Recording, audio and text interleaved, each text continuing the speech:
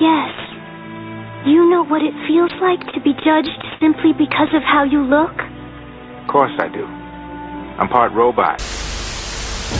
Hello, welcome back to another unnecessarily detailed episode of Toonitecture. Hey, picture this. You're living in a giant glass T-shaped tower where you can see it all.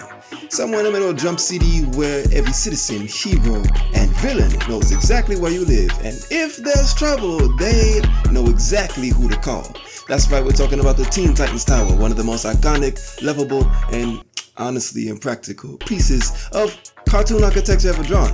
Today we're going to break down the lore, the design language, spatial organization, the structure, and of course, the rooms. Here's some timestamps for those who want to skip ahead. You ready? Let's go!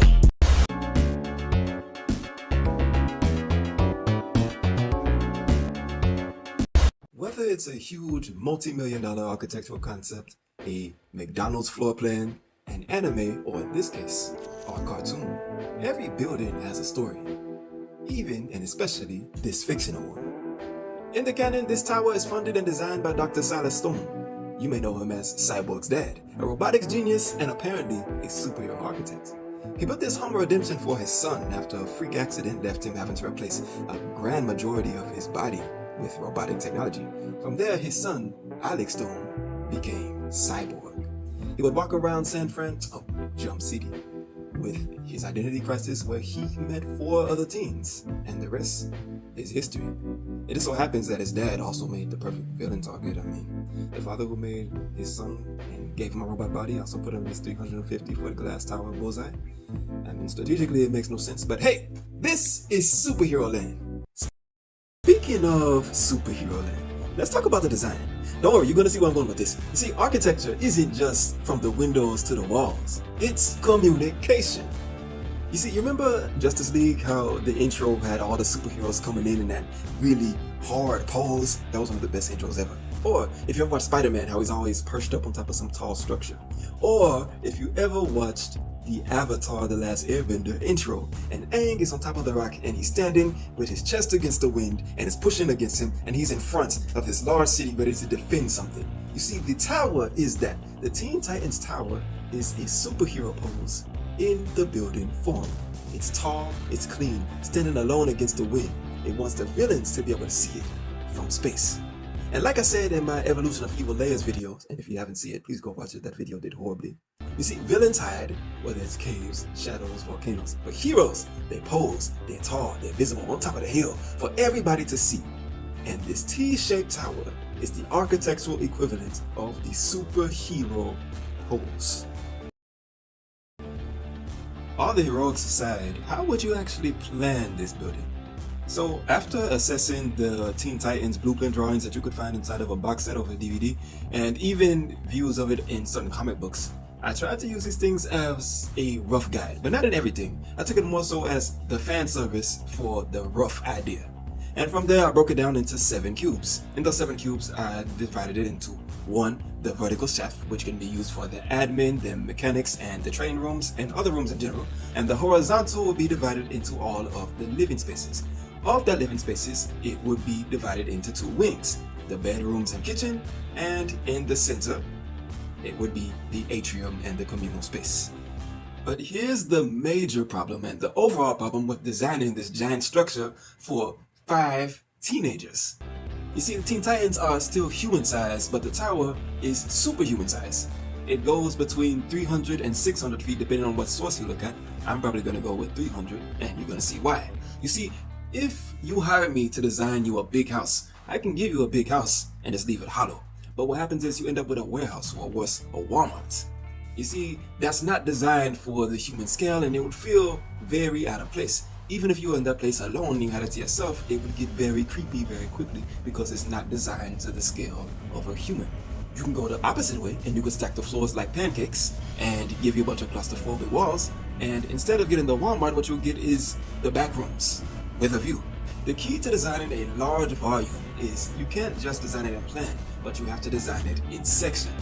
Big heroic volumes need moments of human scale and little pockets of intimacy. But before we get into the full design, we have to talk about the structure. And this is where the tower starts to fight back. You see, that T shape is heroic, but structurally, it's a nightmare. You see those cantilevers that hang out? Those things will sag faster than Robin's keeping leg day. Now, there's actually a YouTube video covering on how they would structure the Teen Titans Tower.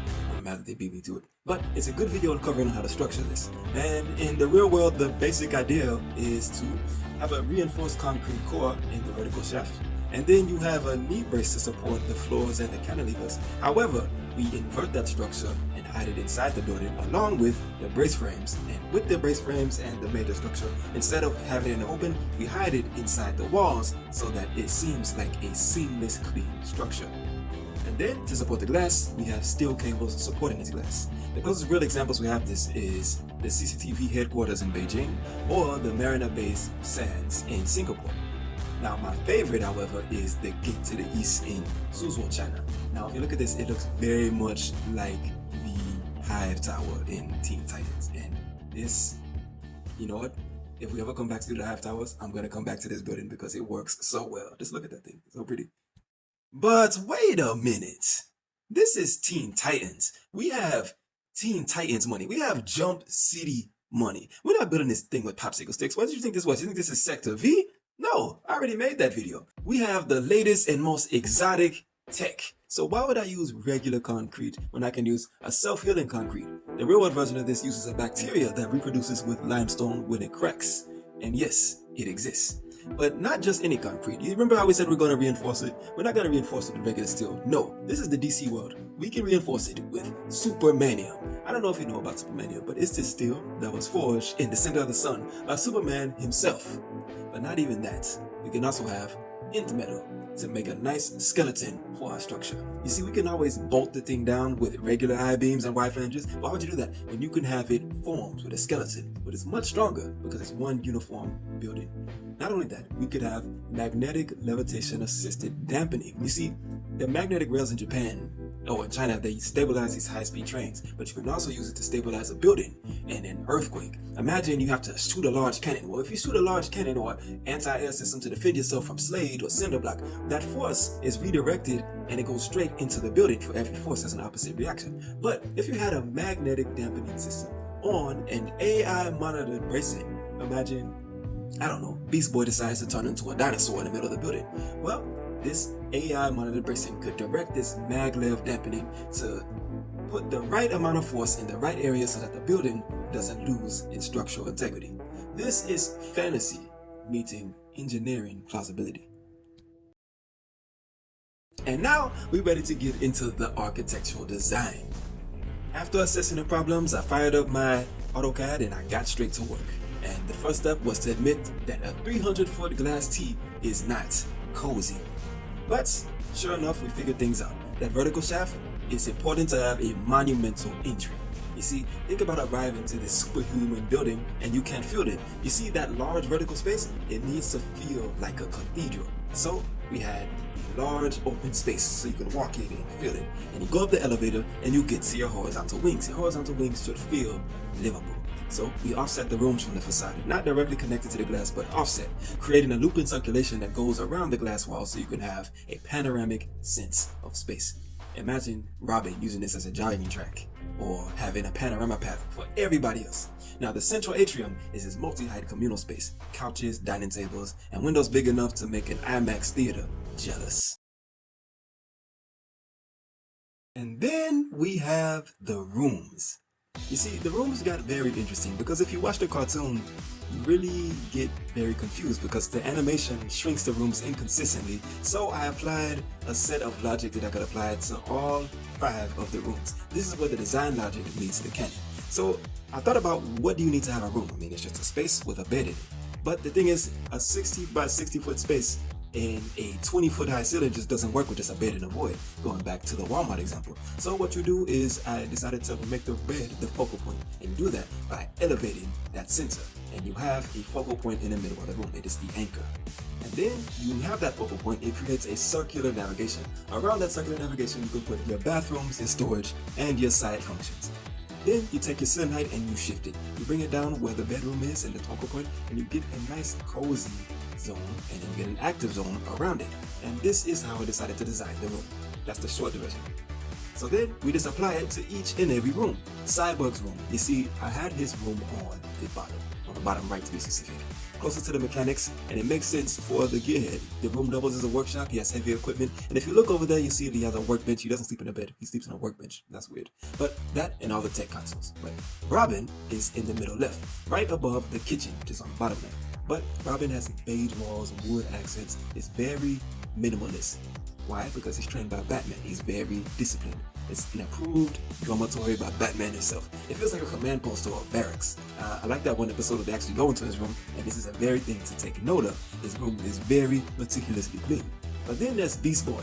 Ironically, on the opposite side of Robin's room is the opposite effect. You see, Robin is a chaotic gamer bunker. Sometimes I wonder if he has ADHD. But his room is green and blue accents. His room is slightly messy, just like mine. We might be really good friends. He has the bunk bed in the central, posters, scattered gadgets. It's just an absolute mess. But this is Beast Boy's room.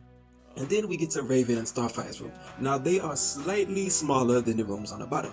And this is because I wanted to give them extra walk-around space. Instead of just having the regular panorama, they have an actual walk-around patio at the top of the building.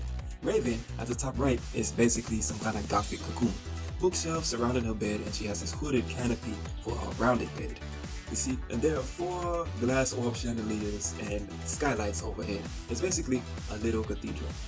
But then there's Starfire. Now Starfire, similar, she has the 4 skylights, but her room is a pink and purple palette with a rounded canopy bed like Raven, but it's not as dramatic, and there's minimalist girly touches. And then of course I put this here. Now in the regular Teen Titans, she doesn't have a makeup place, but in Teen Titans Go, I did notice she had a place to do her makeup, so I added that as a nice touch. What you think? And that is my design process and architectural breakdown of the Teen Titans Tower. Before we finish, check this out. A little architectural theory. You see, Robert Venturi would call the Teen Titans Tower a duck building. No, the T is in a duck. But a duck is what happens when the form of the building is the message. The T is the logo. You see, a long time ago, this dude, he went down to Las Vegas and he noticed that buildings really came in 2 dichotomies. The buildings that the form was the architecture itself, and the architecture was the function itself, a decorated shed or a duck. You see, the Teen Titans, they don't need a billboard, they don't need a sign. You see, the building is the brand. You show this building to anybody and they'll say, oh, that's the Teen Titans. And that's why it works, not because it's practical, but it's the pure communication of the form. And it really hits us. 20 years later, the nostalgia is always there. The T-shaped building. I hope you really loved this video, but don't forget to like and subscribe.